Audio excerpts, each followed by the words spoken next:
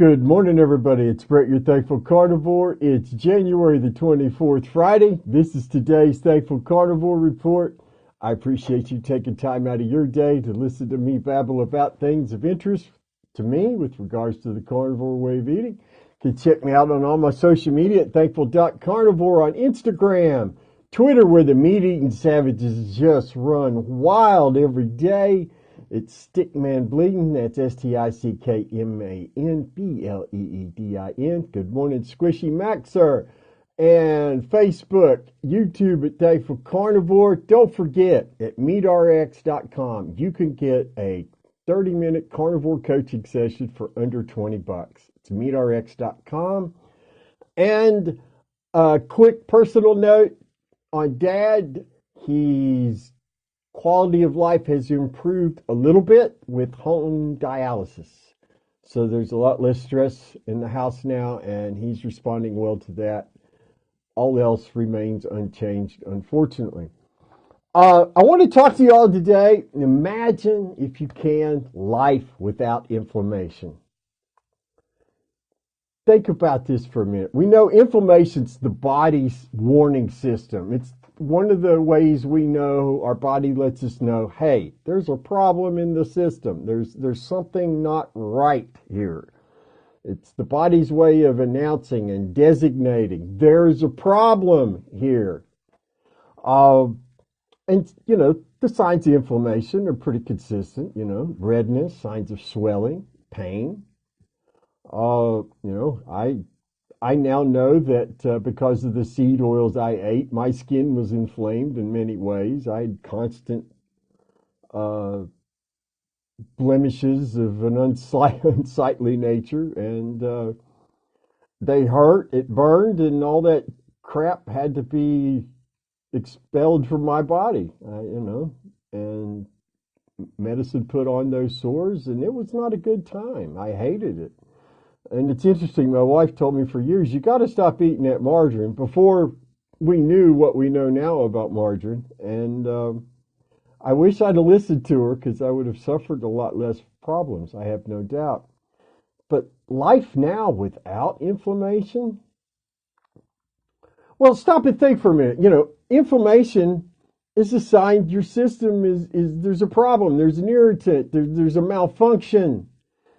And so our body's designed to respond involuntarily to these things.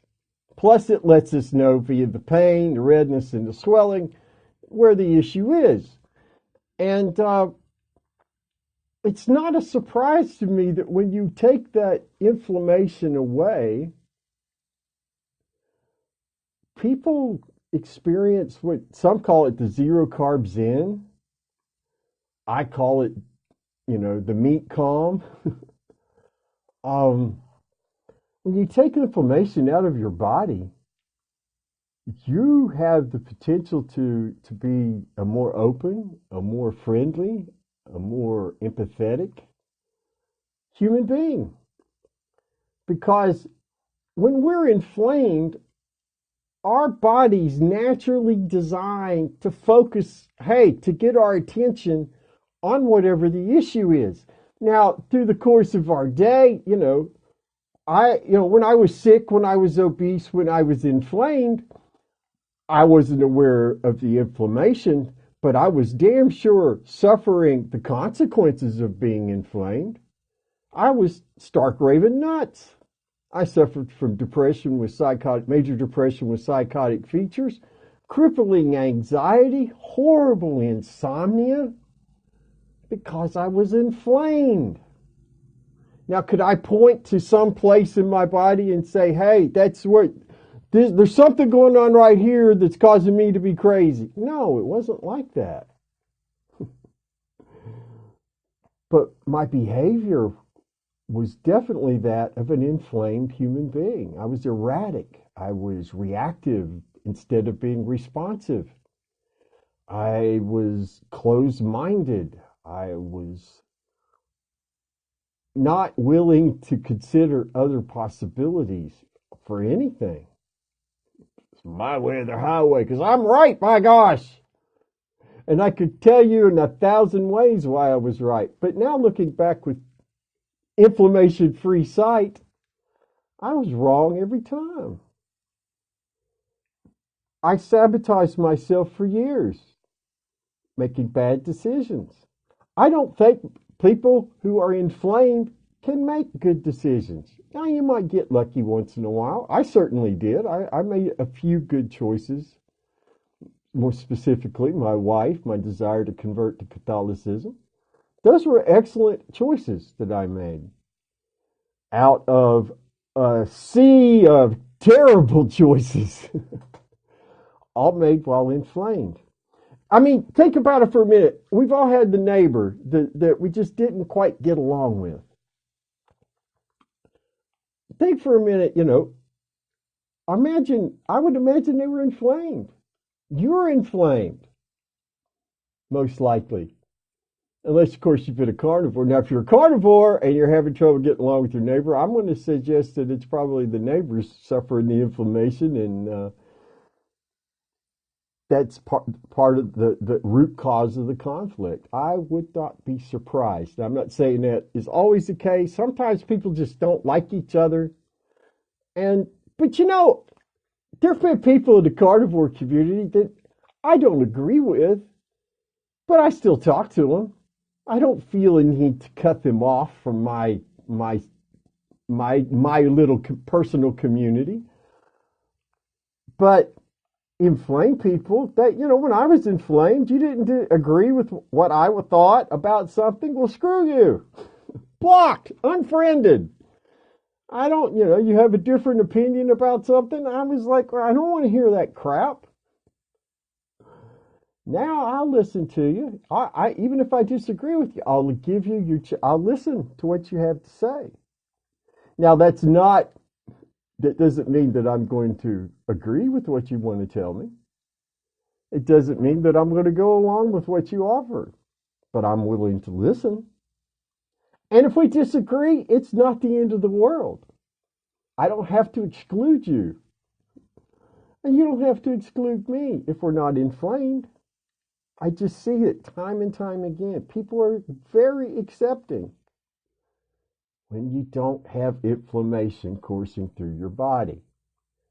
I really hope that a day can come, and maybe there's studies out there and I'm just not aware of it, that could show the relationship between inflammation, mental illness, congeniality, let's say, pleasantness. I think it would be very interesting, and I would love to see the results. If somebody could direct me to such a study, I would love to take a look at it. I think it'd be very, very interesting. My point is, my friends, get the inflammation out of your life. Get it out of your life so you can not just feel better, you can be better. You could be a better listener. You could be a better spouse, a better sibling, better brother or sister, aunt or uncle. That you could be a better grandparent. That you could be a better neighbor, a better part of your community. Get the inflammation out so that you're not dealing with brain fog and trying to weave your way through the mental cloud that inflammation provides and contributes to. Do that by changing the way you eat. That's how I did it. I changed my diet. I lost all the inflammation. I woke up 10 days into just eating meat and drinking water with no joint pain. None. And the only joint pain I experience now is the kind I want after the workout at the gym. I want to feel the burn. I want to feel like, yes, I picked up heavy metal things and moved them around. Because I know that feeling, that mild working out type inflammation is going to lead to growth. It's not a system failure. It's a fibers being torn down and replaced with more muscle fibers, essentially. That's probably poorly explained, But I'm not a doctor and I don't claim to be. My point is the only joint pain discomfort I ever feel is that mild working out from when I've been down at the gym. And I feel incredible the rest of the time. Try it, my friends. What do you have to lose except the inflammation? Where can you go wrong with a way of eating that eliminates inflammation from your life? I've done that eating meat and drinking water. I think you can too. Give it a whirl. Check out meatrx.com for other success stories. I highly recommend it. Have yourself a fantastic day. I want to mention something real quick before I finish. On Tuesdays at meatrx.com at 2 p.m. Eastern, 11 a.m. Pacific, I will be leading the Tuesday mental health group. And this is a place where folks could come in. You know, if you're members at MeatRx, you can come participate. We're going to be talking about mental illness and the carnivore way of eating. And we're going to talk about with other carnivores who've cured themselves, like I have, of mental illnesses by eating meat and drinking water. We're going to try to answer people's questions, and we're going to keep it focused on mental illness and the carnivore diet, how we can treat our symptoms better, what to expect along the journey, things to do that might be little tweaks to try. And we're going to be there primarily as a community that's safe and supportive for people who are sick and tired of being sick and tired. So come check that out. Tuesday at meatrx.com in our daily meetings calendar, 2 p.m. on Tuesdays, 2 p.m. Eastern, 11 a.m. Pacific. January the 28th, meeting number 1. I hope to see you there. Do the things you need to do to take care of you, my friends. Thanks for listening to me run off to the mouth. Have a fantastic weekend. Eat your meat, drink your water, and always remember, you've got something to be thankful for. We'll see you Tuesday.